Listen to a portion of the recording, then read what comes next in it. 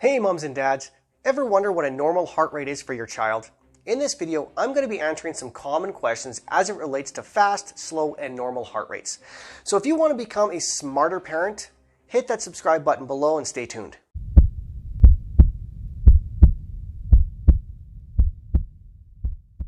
Alright, so the first thing I'm going to show you is how to check a pulse. Just remember that where you check a pulse on your child is going to vary. Okay, some ages are going to be different than other ages. It's easier to check a pulse in different locations on kids that are of different ages.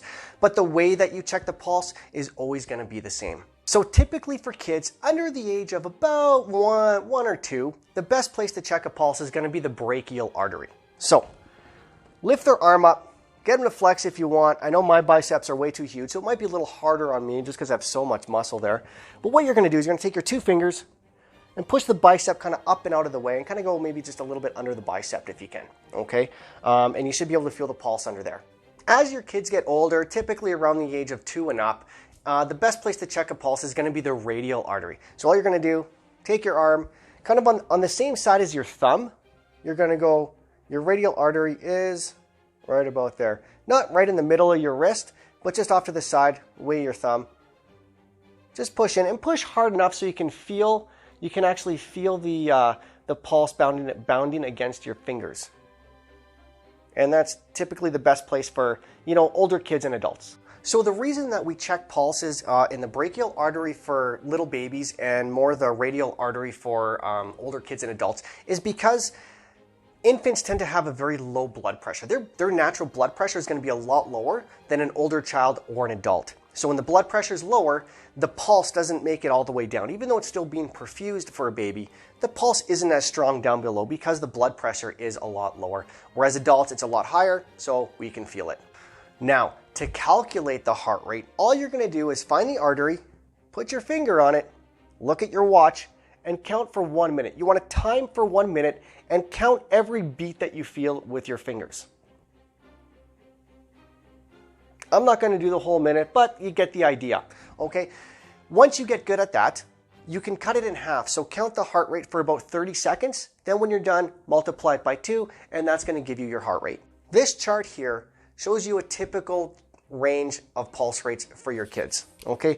As you can see, they kind of vary, right? At rest, your child's heart rate is going to be a lot less than when they're active, okay? Now, I'm not saying your kid's heart rate when they're active is always going to be 190. And it's always going to be 70 when they're sleeping. Like I said, it's going to vary. It's going to fluctuate throughout the day. Okay, so it's very important to practice getting your child's heart rate. That way, if you do it every day, that way you're going to become very proficient at it. And you're going to get that normal range. When your baby is sleeping on your chest, take their heart rate. See what it is when they're sleeping, what a normal sleeping heart rate is for your child. Okay, when they're active or when they're finished playing, take another heart rate. See what that is. See what a normal active heart rate is for your child. That way you can kind of gauge what their normal range is. And as they get older, right, 0 to 1 month, all the way down to 12 plus years, the heart rate slowly comes down. Okay, it goes from about 190 when they're active down to about 100. Okay, so a normal resting heart rate for like a 12-year-old and above or an adult is going to be about 60 to 100, right? 60 when they're less active, 100 when they're more active, right? Obviously, when we exercise and run, this heart rate's going to go up, and that's normal. Don't freak out about that. Like I said, these are going to fluctuate. This is just to give you a rough idea of what the heart rate should be at. When it comes to a slow heart rate, an abnormally slow heart rate, so a heart rate below about 60, okay, there could be several factors involved. I'm not going to dive too much into it because it doesn't really matter. One of the causes is going to be some sort of cardiac dysfunction, some sort of disease that your heart might have. As a parent, you would probably already know about this. Your child would have had tests done already. So the only thing you can really do for them is, take them back to the family doctor or take them to the emergency room. Okay, if you find that their heart rate is really, really slow, it might be related to that previous cardiac history that they already have. The other reason your child's heart rate might be too slow is because they might have ingested some sort of medication that brought their heart rate down. So a lot of our grandparents take medications that actually lower blood pressure. Okay, but those medications that lower blood pressure will also slow that heart rate down. So when it comes to a fast heart rate or an increased heart rate above the normal range, this is not something I would typically worry about. Causes of a fast heart rate could be something as simple as a fever, excitement, increased physical activity. These are all some things that will bring the heart rate up, but it will eventually come back down with time after rest. One of the medical indications for an increased heart rate would also be something called anemia, which is low red blood cells can also increase the heart rate as well. That's something that you'd probably have to go to the hospital for and get assessed by a physician. As for medications, there are some medications that can actually jack your heart rate up really fast, some of them being something like epinephrine. Okay, epinephrine is a medication you're going to use for some sort of anaphylactic shock that we've all heard. I'm sure we've all heard of epinephrine and anaphylaxis. So when your kid gets a shot of epinephrine, the heart rate's going to get jacked up really high, but given time, it's going to come back down. It's really not a big deal and not something I would overly concern myself with.